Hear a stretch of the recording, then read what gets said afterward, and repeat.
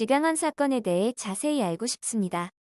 지강원이란 사람은 어떠한 죄로 교도소에 가게 됐으며 어떠한 일을 벌였고 무엇 때문에 교도소 탈출과 인질극 등 그런 범죄를 벌였는지 알고 싶습니다. 지강원에 대한 모든 정보를 알려주세요.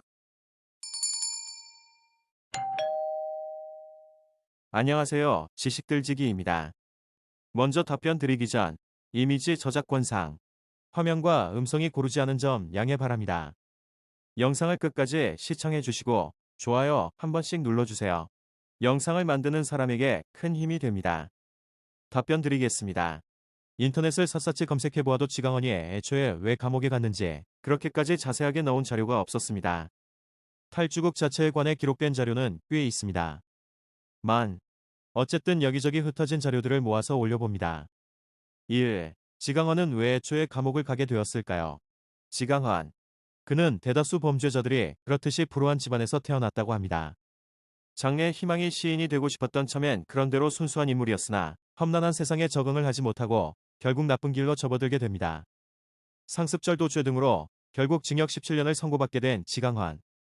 상습범, 누범가 중에 주거침입죄 등을 더하면 이 정도의 형량을 받을 수도 있습니다. 그러나 이 나라에 힘있는 자들이 그보다 더 나쁜 죄를 저질러도 금방 풀려나는 걸 보며 세상에 대한 분노감을 한층 더 심하게 느끼게 됩니다.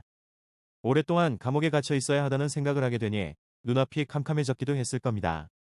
결국 그는 탈주국을 계획하고 수갑을 풀 쇠꼬챙이 등을 은밀히 준비합니다. 함께 뜻을 같이 할 재소자들을 물색하면서 2. 탈주국. 그 이후 1988년 10월 8일 88 서울 올림픽이 끝난 지 며칠이 지난 시점이었습니다. 이날 영등포교도소에서 공주교도소로 이송되는 과정에서 재소자 12명이 호송버스에서 탈주하는 유례를 찾아보기 힘든 탈주국이 발생합니다. 지강원 등 25명은 그날 대전교도소, 공주교도소 및 공주치료감호소로 이감하게 되었는데 당시 교도관들은 사전에 호송교에게 수립 및 호송교도관들에 대한 개인 임무 부여와 사전교육, 피호송자들에 대한 승차 전의 검신, 시간 및 시승 상태의 점검과 좌석 배치, 승차 후에 피호송자들에 대한 포위 주시 및 개인행동금지 등의 개별적인 특정한 개호 업무의 감독 수행을 소홀히 하였음.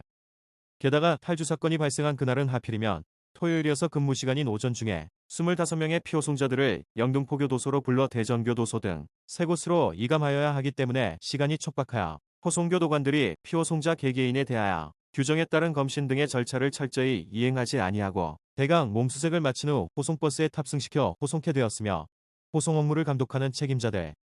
그들은 서울로 잠입했으며 왜 탈주했는지 이유를 두고 의견이 분분했었습니다. 언론에서는 방학동 상기슬개 다량의 작물을 손에 넣기 위하여 이들이 탈주를 벌였다는 말을 하기도 했고 그래서 위험을 무릅쓰고 서울로 잠입했다는 제법 설득력 있는 말을 해대기도 했었습니다. 이때 서울 시내는 물론 각 톨게이트와 국도까지 검문으로 인해서 꽉꽉 막히는 현상을 초래했고 길거리에서도 불심 검문을 수시로 하는 사태가 벌어졌다. 하지만 사건이 끝난 뒤 살아남은 범인들은 단 한 번도 검문을 받지 않았다고 진술하여 경찰들에게 물을 먹이기도 했습니다. 곧 대부분의 탈옥수들은 검거되었지만 지강환, 강영 1등 4명은 맨 마지막까지 잡히지 않고 8일 동안 돌아다니며 강도질 등을 하다 10월 16일 일요일 경찰에 포위되자 서울 남가저동의 어느 가정집에 침입해 일가족을 잡고 인질극을 벌이기 시작합니다. 이들은 국민들에게 할 말이 있다며 텔레비전 생중계를 요구하고 곧 경찰과 탈옥수들이 대치 중인 현장 상황이 생생하게 텔레비전으로 중계되기 시작합니다. 이들은 텔레비전 카메라 앞에서 유전무죄 무전유죄를 외친 뒤 며칠간의 짧은 휴가를 마치기 직전 홀리데이를 들려달라고 요구합니다. 경찰이 곧 스피커를 통해 비지스의 홀리데이를 들려주고 홀리데이가 크게 울려 퍼지는 가운데 경찰 특공대를 투입합니다.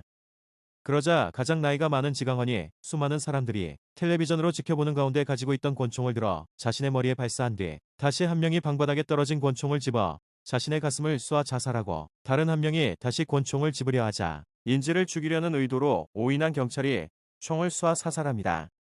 그리고 나이가 가장 어린 강영일 혼자 생포되었습니다. 그들 탈옥수들이 인생에 단 한 번뿐이었던 휴일날 인생의 짧은 휴가를 끝내며 들은 노래가 바로 이 비지스의 홀리데이였는데 이 노래는 이명세 감독의 영화 인정사정 볼 것 없다의 살인 장면에 삽입되어 인기를 끌기도 했습니다. 지금까지 지식들지기였습니다. 다음 영상은 더욱 호기심 많은 질문들로 업데이트될 예정입니다. 구독하시면 일상생활에서 가끔 궁금한 질문들이 함께할 것입니다. 지식과 상식 얻어가세요. 감사합니다.